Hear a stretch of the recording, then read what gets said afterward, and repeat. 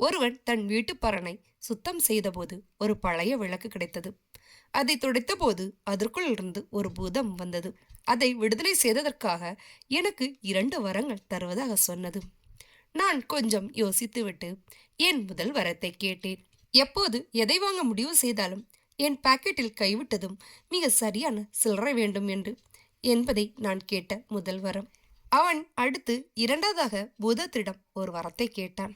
எனக்கு பொருத்தமான வாழ்க்கை துணை வேண்டும். உயரமான, ஒல்லியான, கச்சிதமான உடலமைப்பு கொண்ட, நீண்ட கால்களை கொண்ட, நான் எதை சொன்னாலும் அதை ஆமோதிக்கிற ஒரு துணை வேண்டும் என்று கேட்டேன். பூதம் என்ன புரிந்து கொண்டதோ இதை கொடுத்தது.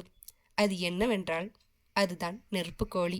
வெறும் அழகும் எதை சொன்னாலும் வாய்மூடி ஒப்புக்கொள்கிற குணமும் மட்டுமே ஒரு மனைவிக்கு போதும் என நினைக்கிறவர்களுக்கு இப்படிதான் ஆகும்.